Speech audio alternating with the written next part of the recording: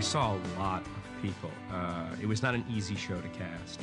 Gradually, we started to find that we were just picky for the right reasons. We had done a pilot the year before David Schwimmer had auditioned for us, and he was kind of, his voice was in our heads.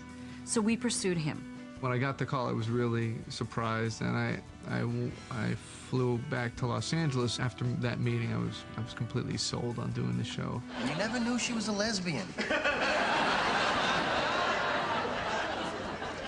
No, okay? Why does everyone keep fixating on that? What's interesting is that for most of these parts, these were the only 6 people who nailed these parts. Okay, Phoebes, you look in the kitchen, I will look in the back closet. I can save you time, ladies. I'm right here. Like Chandler, we saw a ton of people for Chandler, and I thought that was going to be the easiest part to cast because it's a lot of jokes. All right, when was 1990? Okay, you have to stop the Q-tip when there's resistance. I guess my name had been on a list or something, but I wasn't available. I was doing another show. Actor after actor, they're fine, they're okay, it's not funny. We started to doubt the material. We started to think, all right, something's wrong with the character, we need to rewrite this, we need to come up with different things. And then Matthew read it, and it's like, oh, well, there you go. We don't have to change anything, that's it, that's the guy. I'm an actor, I have a process. I auditioned for Phoebe. Yeah, it was the regular process, you know. I think I went in for the producers, and then Jim Burrows, who was directing the pilot, and then Warner Brothers, and I just remember there were like 15 people at that audition. Like, actresses were coming out shell-shocked. Like, did you see how many people were in there? Lisa, we knew from Mad About You.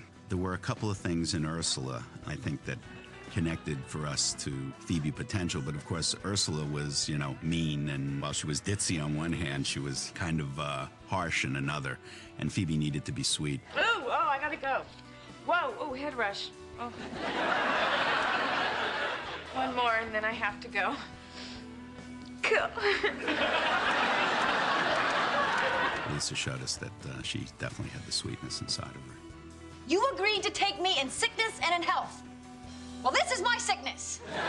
Courtney lent herself to being Monica, especially once we started the show. It was very apparent that Courtney is a person who's in control. People think that I was auditioning for Rachel. I wasn't, but they were considering me for that. But I read the script and thought that I should be up for Monica, so I kind of lobbied for that, and they let me do it. I originally auditioned for Rachel. Oh my God! I'm a woman! But they thought, too much penis. You sick bastards. Matt LeBlanc in real life is just your guy's guy, and that's what we needed Joey to be. I auditioned, I think, like 8 times. I had to keep coming back and keep coming back, and the last one I read with Courtney and Jennifer. You need anything, you can always come to Joey. Me and Chandler live right across the hall, and he's away a lot. Rachel was the last we cast because she was also unavailable. I auditioned for Rachel. They wanted me to come in for Monica, but I liked Rachel. I got an interview. Where? Saks Fifth Avenue. Oh, Rachel. Oh, it's like the mothership is calling you home.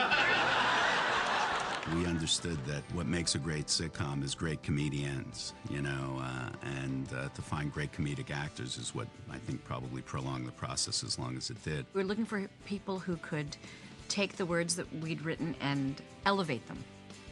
Pivot! Pivot!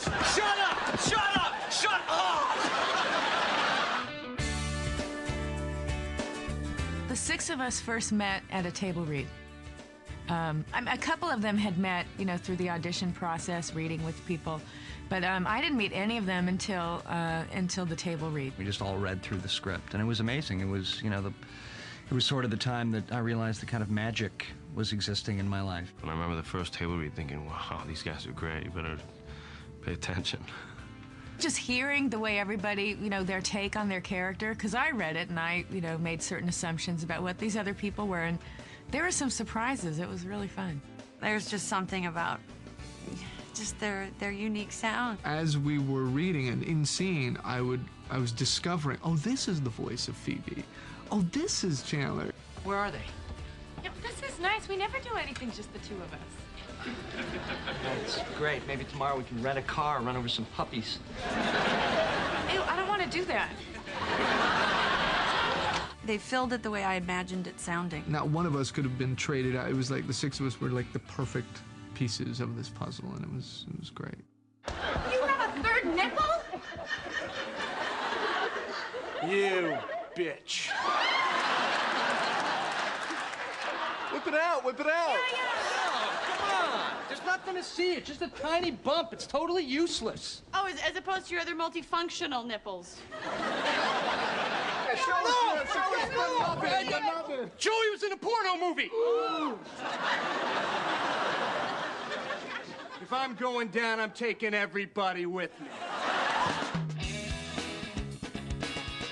When we first pitched the show, although we always said it was an ensemble show, we kind of thought of Phoebe and Chandler as a little more secondary, that they'll provide humor when we need it. All right, here's my $7.50, but I think you should know that this money is cursed. What? Oh, I cursed it. So now bad things will happen to he who spends it. That's all right. I'll take it. Bad things happen to me anyway. This way I can split them up with a movie. They gave us much, much more than that. They became so central to the ensemble. In the first season, we had to come up with a way to save some money on the next week's episode. So the idea that I came up with that I gave to Martin and David is somehow you need to create a story that involves no guest cast, that involves no additional sets. Somehow it all takes place in the basic sets of the apartment, and we add nothing to it. That vice became a virtue that became a hallmark of Friends, and we did the episode, the one when no one was ready. You hide my clothes, I'm wearing everything you own. Oh my God! That is so not the opposite of taking somebody's underwear. Look at me, I'm Chandler. Could I be wearing any more clothes? There was an ease and a comfort and the way they worked off of each other, and you realized there's not a weak link. I think these episodes where it just became about the six of them in the room were something we looked forward to each year on Friends. And I think we did at least one a year. And in some years we started to like the, as we call them, the bottle shows, the show inside of a bottle. Hurry! Monica's gonna make you pack. She's got jobs for everyone. Now, it's too late for me, but save yourselves! We actually started to do more of them, and just found that there was that great strength, and the show was at its best when the six of them were together in one room. What a great night. Chandler can't do it. These guys kissed. What? You guys kissed? Oh, this is huge. No, it's really not huge. And people thinking it's huge has led Monica to believe that we are stealing her thunder, which we are not. Well, we're still talking about it, aren't we? Well, yeah, that and Chandler's problem.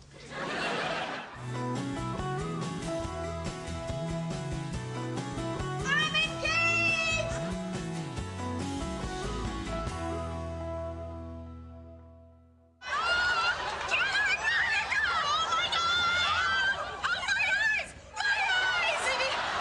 I loved when Monica and Chandler started seeing each other, and it was a secret, and then how everyone found out. You?